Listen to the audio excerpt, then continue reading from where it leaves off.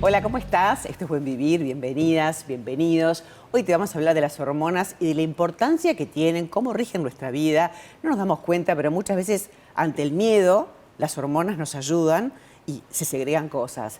Para crecer se segregan cosas, pero para todo, para el estado de ánimo, para el sexo, para la vida misma, somos una hormona, por así decirlo. ¿Y por qué empiezo hablando de las hormonas? Porque vamos a hablar de las mujeres y sobre todo de la premenopausia y la menopausia como una especialista. Hoy tengo de invitada a la doctora Natalia Benavides. Ella es ginecóloga, por supuesto, y se dedica a esta etapa de la vida porque nos habla de todo el sistema del suelo pelviano o pélvico, ¿no? Y todo lo que nos pasa, no solo con las hormonas, con la vida, con los bebés, ¿verdad? ¿Cómo estás? Bienvenida. Bueno, gracias, buen día, gracias por la invitación. Y siempre digo lo mismo, gracias por brindarle este espacio a las mujeres y a la salud femenina.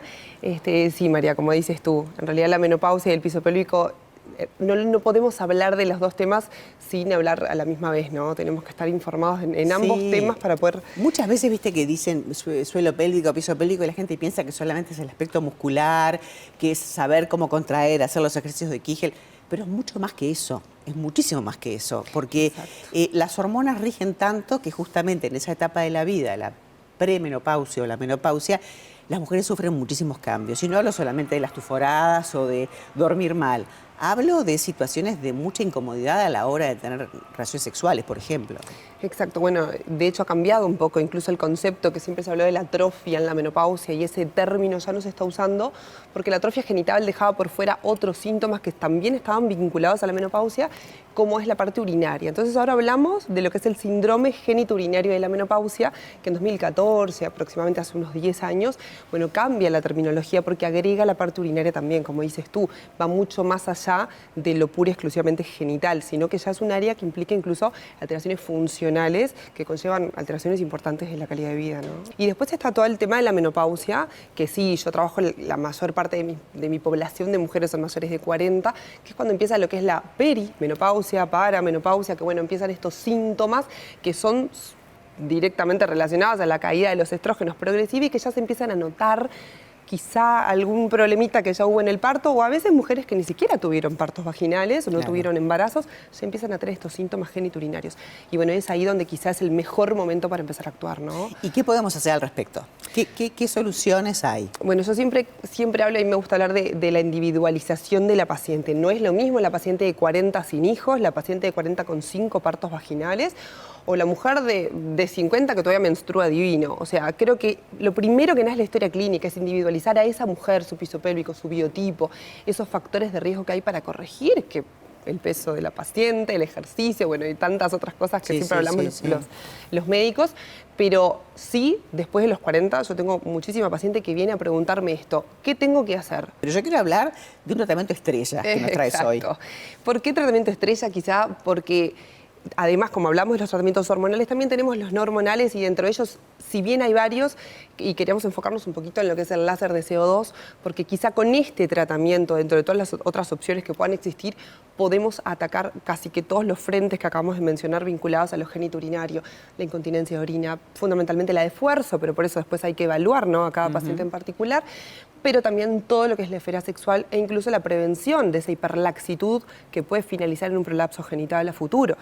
El láser de CO2 es un tratamiento no hormonal, por lo que las pacientes que no pueden recibir tratamientos hormonales pueden realizar, o las pacientes que no desean. Es el caso de quien tuvo un cáncer, por ejemplo, un cáncer o gente que no quiere recibir hormonas porque en la familia de repente piensa que le puede pasar, pero esto es físico, esto es láser, esto es ese pequeño daño que hace el láser de CO2 para justamente regenerar, ¿no?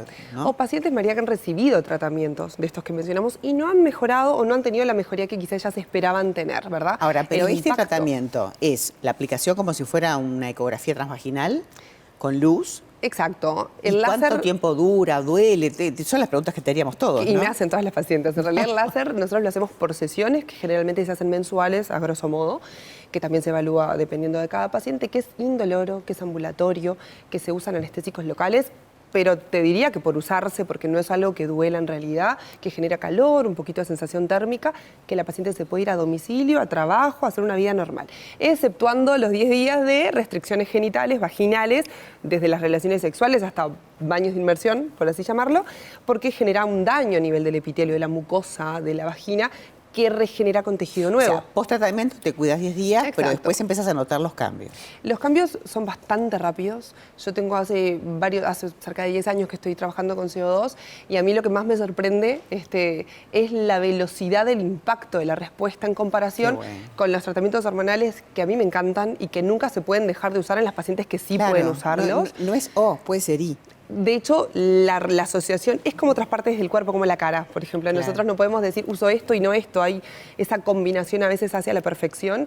Y en la parte genital, las hormonas serían como un mantenimiento, ya no serían como parte de la solución principal o esa constancia tan rigurosa, por así llamarlo, cuando viene con el problema la paciente, ¿no? Me encantó que nos hables de todo esto con la propiedad, la experiencia como mujer, como ginecóloga, como especialista en todo esto que ahora se llama como estética genital también, ¿no?